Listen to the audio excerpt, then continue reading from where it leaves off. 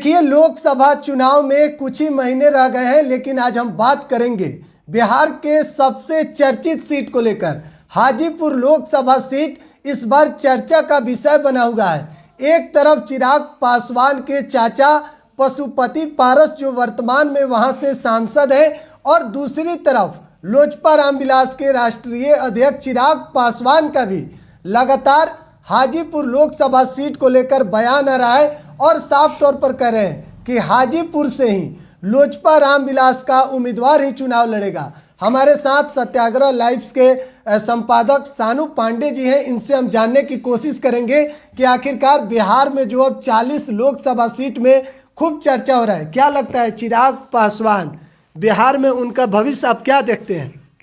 देखिए, चिराग पासवान बिहार के युवा नेता में सबसे ज़्यादा पसंदीदा किए जाने वाले नेता है। आपको भी पता है, बिहार के किसी भी कोने में चले जाए, जिस तरह से उनका भव्य स्वागत होता है, लाखों लोग उनको सुनने के लिए जाते हैं, देखने के लिए जाते हैं। तो ऐसे में हाजीपुर सीट जिसके बारे में कर रहे हैं, इस पे पहले रामविलास पासवान जी सांसद रहे हैं, अब वहाँ से पशुपति पारस जी है। लेकिन बीच में देख रहे थे कि जिस तरह से चर्चा उस पर गरमाया हुआ था, पशुपति पारस कह रहे थे कि वो सीट मुझे मिला हुआ है, उस पर मैं ही चुनाव लड़ूंगा। लेकिन चिराग पासवान दाव आजमा रहे हैं। तो कहीं ना कहीं देखा जाए तो चिराग पासवान तो जमुई से ही चुनाव लड़ेंगे, उनकी मां हाजीपुर से लड़ सकती हैं। लेकिन जब पशुपति पारस हाजीपुर से चुनाव में आएंगे तो वहाँ के माहौल को देखते हुए साफ अंदाज़ा लगाया जा सकता है कि हाजीपुर का जो अब की बार सीट है वो चिराग पासवान के पास ही जाएगी, उनकी माँ ही वहाँ से चुनाव जाएगी। क्योंकि कई चैनलों पे आप ग्राउंड रिपोर्ट देखे होंगे, सभी कोई खुलकर समर्थन दे रहे हैं चिराग पासवान के मां के बारे में, या जिस कैंडिडेट को वहां से उतारेंगे तो इतना मान कर चलिए कि मुकाबला तो होगा, लेकिन कहीं ना कहीं वो सीट चिराग पासवान के खेमे में ही जाने वाला है। भले ही पशुपति पारस कितना भी चिल्ला ले, वो कुछ भी बोल दे। रामविलास पासवान जी की मृत्यु के बाद में तो कितना बवाल हुआ था। आप अभी हाजीपुर को लेकर बवाल हुआ था, देखे थे, बोल रहे थे कि वो सीट मुझे भैया दे दिए हैं, कि वो सीट अब तुम्हारे ही हवाले है। तो भाई ऐसा थोड़ी है, संविधान है, लोग चुनाव आयोग है, और सबसे बड़े कि सब कोई स्वतंत्र है, जिसको चाहे जहां से चुनाव लड़ सकता है। तो वहां से जो विजयी होगा सीट उसी के खेमे में जाएगा। लेकिन पशुपति पारस कहीं ना कहीं ये फड़ में लगे, हाजीपुर में सफल साबित हो सकते हैं। एकदम सफल साबित होंगे। हाजीपुर में क्या, हाजीपुर में तो सफल साबित होंगे ही, और उनका जमुई तो है ही। हाँ। लेकिन चिराग पासवान को सिर्फ आप इतना ही मत आगे, चिराग पासवान में बिहार का भविष्य छिपा हुआ है। आपको भी पता है कि चिराग पासवान को जिस तरह से लोग पसंद करते हैं, और खुद को तो मोदी जी का वो हनुमान बोलते ही हैं, तो कहीं ना कहीं वो दिखता भी है कि वो हनुमान है। जहाँ जाते हैं, देखे ना आपको नए चुनाव में एक दिन पहले आकर पासा पलट दिए, और किस तरह से एनडीए सीटों जीतने में कामयाब रही, एनडीए के खेमे में गई। तो पहले ही आपको बोले अभी कि चिराग पासवान में बिहार का भविष्य छिपा हुआ है। 2025 के विधानसभा में चुनाव में अगर बीजेपी जीतती है तो हो सकता है कि चिराग पासवान मुख्यमंत्री बने, नहीं तो 30 के चुनाव में तो ये कन्फर्म है कि चिराग पासवान को बिहार का मुख्यमंत्री बनने से कोई नहीं रोक सकता है। क्योंकि युवा चेहरा है, उनको समझ है कि बिहार को कैसे डेवलपमेंट करना है। चिराग पासवान के चाचा कह रहे हैं कि जब तक राजनीति में जिंदा रहेंगे हाजीपुर के जनता की सेवा करेंगे, और हाजीपुर सीट हम नहीं छोड़ेंगे। अब दोनों एनडीए में है, तो एनडीए किसको वहां से सीट देगी, इस पर सवाल है। देखिए, पशुपति पारस का नैया अब डूब चुका है, यूँ कहिए तो। अब जितना दिन तक वो राजनीति में है, हो सकता है कि इस चुनाव के बाद में इनका सुपड़ा साफ पास तो डूब कैसे गए। और अनुभव से थोड़ी हो जाता है भाई। अनुभव है तो क्या किए, वो अनुभव है तो। पार्टी दो खेमों में बट गई ना, पहले लोजपा थी, लोक जनशक्ति पार्टी, अब वो दो खेमों में बट गई। अब एक लोक जनशक्ति पार्टी हो गई और एक लोक जनशक्ति पार्टी रामविलास हो गई। तो समझ रहे हैं कि रामविलास पार्टी भी मिला किसको, तो चिराग पासवान को मिला। क्योंकि असली जो उनके उत्तराधिकारी है रामविलास पासवान के चिराग पासवान ही है, और उन्हीं के खेमे में नाम भी चला गया रामविलास। तो जाहिर सा बात है कि वहाँ से जब सांसद थे रामविलास पासवान जी हाजीपुर से, तो अब की बार हाजीपुर के लोग भी चिराग पासवान के खेमे में जा रहे हैं। सभी प्रत्याशी तो कहते हैं कि हम ही जीतेंगे, हम ही सेवा करेंगे, लेकिन हाजीपुर की कितने प्रतिशत जनता चाहती है कि पशुपति पारस उनके एनडीए एमपी किसका बने? बात मानेगी?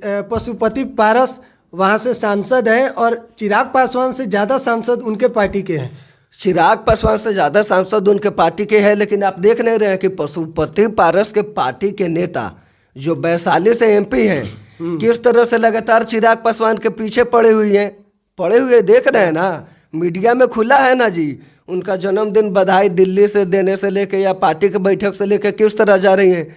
और आने वाले टाइम में आप देखिएगा जितने सांसद हैं ना पशुपति पारस के पास में, सब टूट कर चले जाएंगे चिराग पासवान के पास। और चिराग पासवान तो हाजीपुर सीट लेकर ही मानेंगे।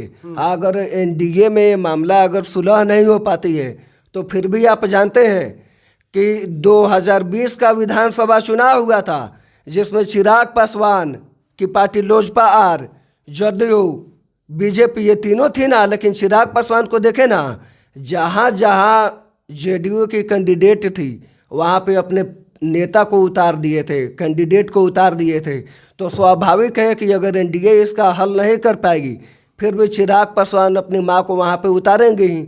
और राजनीति में तो संभव है, अभी भले ही पशुपति पारस के पास ज़्यादा सांसद हैं, लेकिन 24 लोकसभा चुनाव में पशुपति पारस से ज़्यादा चिराग पासवान के पास आएंगे तो चिराग पासवान को लेकर ही चलेगी। और पशुपति पारस सीट किसको ज्यादा मिलेगा एनडीए में, चिराग पासवान को या फिर पशुपति पारस? देखिए, पशुपति पारस के पास अभी सांसद है तो इस तौर पे हो सकता है कि उनको सीट मिले, लेकिन कहीं ना कहीं उनसे ज़्यादा सीट, एक सीट ही ज़्यादा मिले, लेकिन चिराग पासवान को मिलेगा। चिराग पासवान क्योंकि को भाई ज्यादा मोदी जी को भरोसा है चिराग पासवान पे। देखे बिहार ना, की जनता के भी भरोसा है चिराग बिहार पासवान की जनता की तो भरोसा है। पहले ही बोले कि बिहार की जनता चाहती है कि चिराग पासवान सीएम बने। और आप देखे ना किस तरह से जब इंडिया दल का हो रहा था कि कौन कौन रहेगा गुट में, तो पशुपति पारस के साथ मोदी जी कैसा व्यवहार किए और चिराग पासवान को कैसे पीठ थपथपा के गले लगा लिए। तो वहीं पे आप समझे ना कि चिराग पासवान का उनके चाचा से ज़्यादा रोल है। वो चाहे बिहार की राजनीति में हो, युवा वर्ग में हो, चाहे जितने भी बड़े से लेके बुजुर्ग हो, सब में पकड़ है। पशुपति पारस को कई गो लोग सुनता है जी, कई गो लोग सुनता है पशुपति पारस को। पशुपति पारस कहते हैं कि हम सांसद हैं, चाहे किसके दम पर सांसद बने हैं। चिराग पासवान अगर उनका हाथ नहीं थामते पशुपति पारस सांसद बनते जी। किसका हाथ थामे? चिराग रामविलास पासवान अगर पशुपति पारस का हाथ नहीं थामते तो वो सांसद बनते जी। चाहे पशुपति पारस के एगो भतीजा है प्रिंस पासवान, प्रिंस पासवान किसके दम पर सांसद बन गए जी? वो अपने दम पर बने। पशुपति पारस के दम पर सांसद बने। किसके दम पर बन गए? रामविलास पासवान के दम पर सांसद बने। चिराग पासवान के दम पर सांसद बने। अब की बार देखिएगा प्रिंस पासवान का भी सुपड़ा साफ हो जाएगा। जिस आदमी के चलते वो इतने कम उम्र में एमपी बन गए, लेकिन कितना लोग प्रिंस पासवान को जानता है जी? और प्रिंस पासवान को जितना लोग जानता है किसके बदौलत जानता है? रामविलास पासवान के बदौलत जानता है, चिराग पासवान के बदौलत जानता है। तो देखिएगा आपकी बार किस तरह से पशुपति पारस का मुश्किल से 1 से 2 सीट निकालने में ही वो कामयाब रहेंगे। सबसे पहले तो बात है कि वो अपना सीट बचाने में कामयाब हो जाए, तो यही सबसे बड़ी बात है। नहीं तो उनको छोड़ के हो सकता है कि किसी कैंडिडेट को दे, तो हो सकता है कि वो चुनाव जीत जाए।